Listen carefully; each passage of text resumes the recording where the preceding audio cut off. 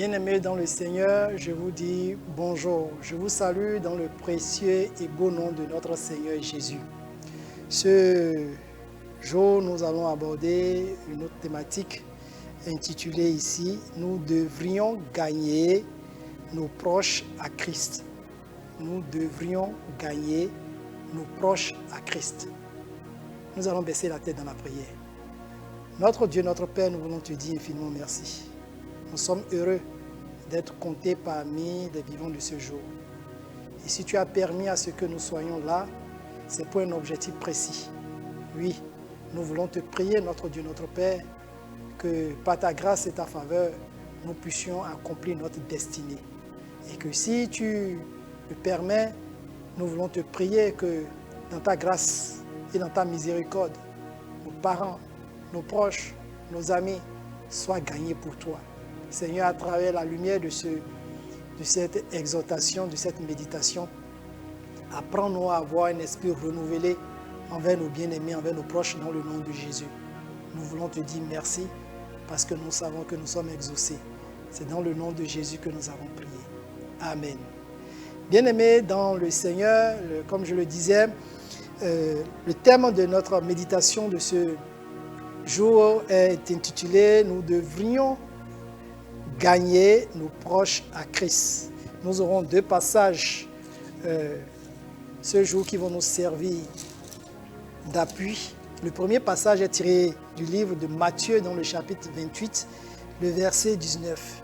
Il nous dit « Allez, faites de toutes les nations des disciples, les baptisant au nom du Père, du Fils et du Saint-Esprit. » Là, nous voyons ici la dernière recommandation que notre Seigneur Jésus nous fait avant qu'il ne monte pour le ciel.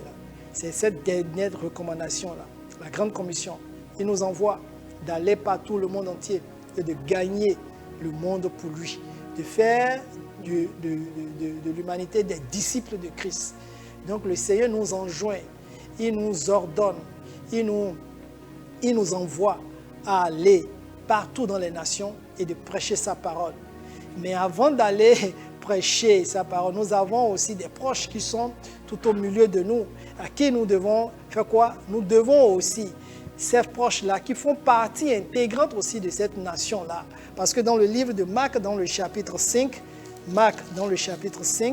ouvrons nos Bibles ensemble, Marc dans le chapitre 5, le verset ici 19 nous dit quelque chose de très important. Marc dans le chapitre 5, le verset 19 nous dit « Jésus ne lui permit pas, mais il lui dit, va dans ta maison, vers les tiens et raconte-leur tout ce que le Seigneur t'a fait et comment il a eu pitié de toi. » Gloire à Dieu. Raconte-les dans ta maison. Il a été clair par rapport à ça. Dans ta maison. Il dit, va vers les tiens.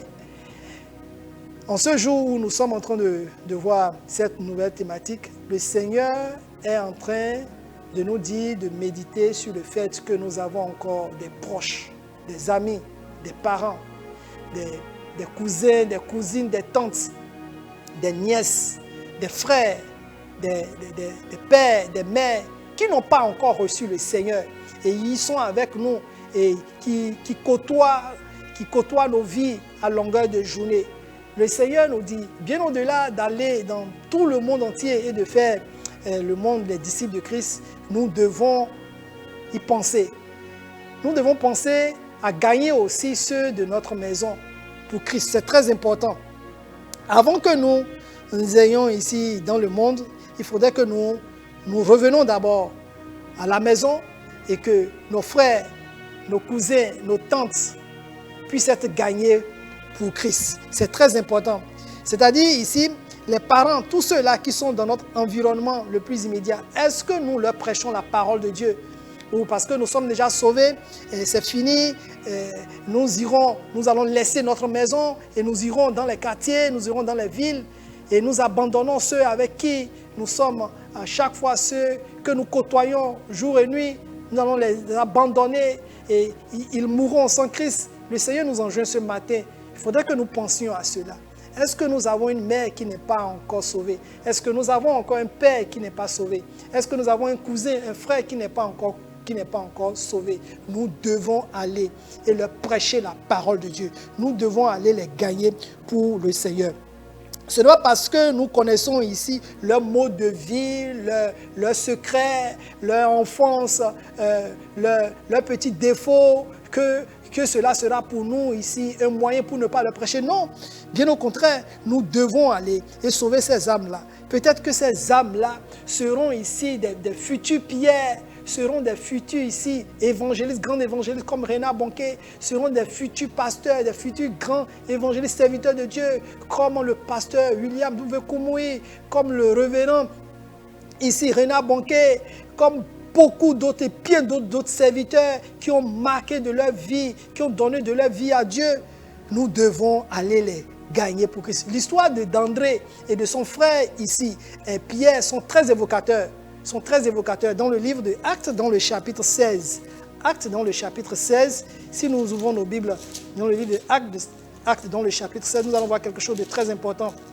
Nous allons lire le verset 31, Actes 16, le verset 31 qui nous dit: Paul et Silas répondirent: Crois au Seigneur Jésus et tu seras sauvé, toi et ta famille. Si nous croyons que nous sommes sauvés, le Seigneur nous enjoint, il nous dit que toi et ta famille, toi et ta famille, vous serez sauvés.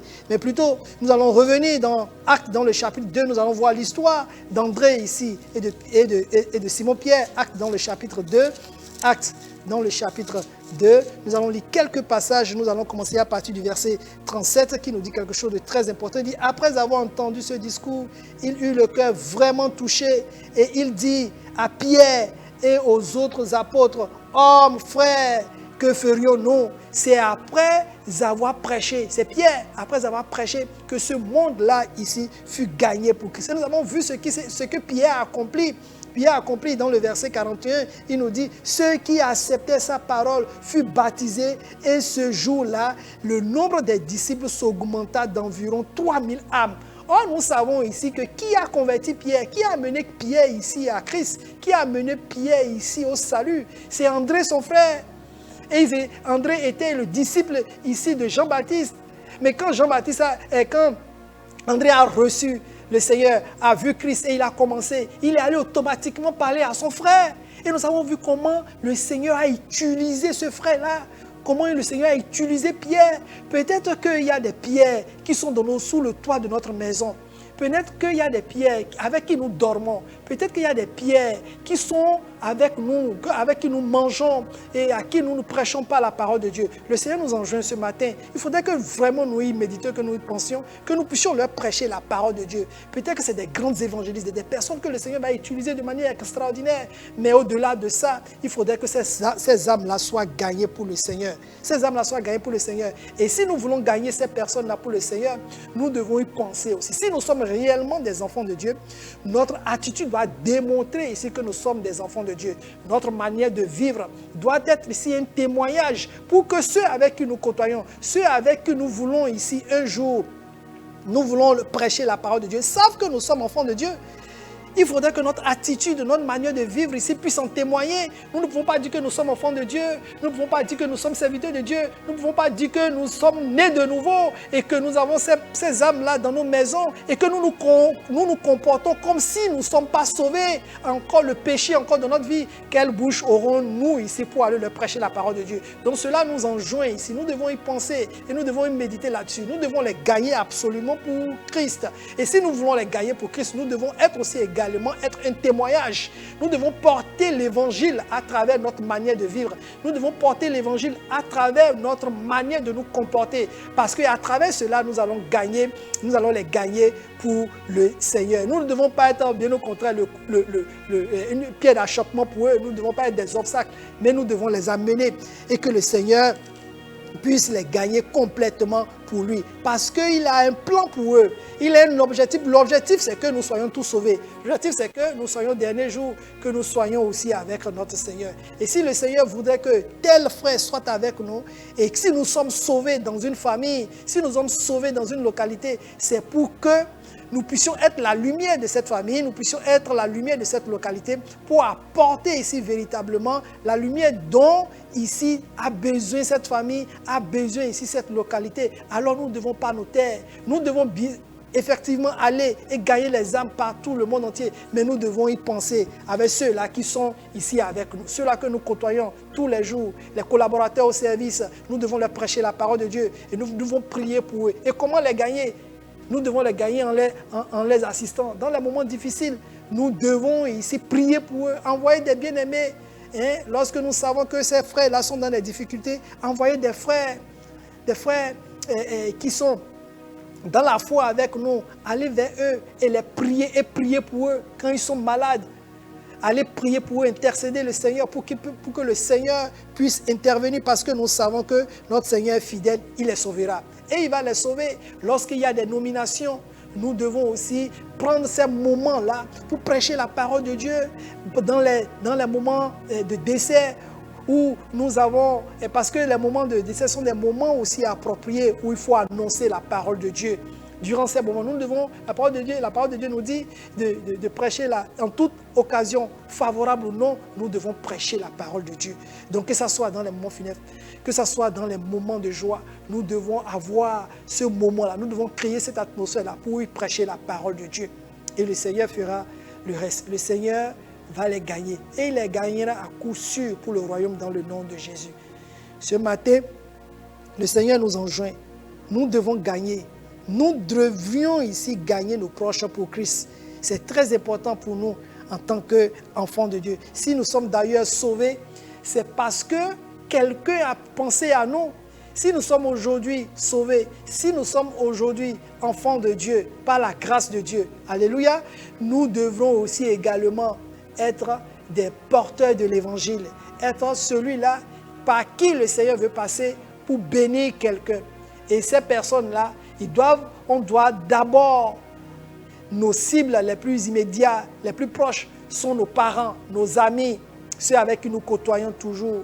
Au-delà de ce que nous soyons ici des chrétiens, nous devons ouvrir nos bouches et leur prêcher, insister, toujours insister et leur prêcher la parole de Dieu. Il y a des brochures, des traités, pourquoi ne pas les distribuer et revenir après ici, essayer de faire un commentaire par rapport à tel verset.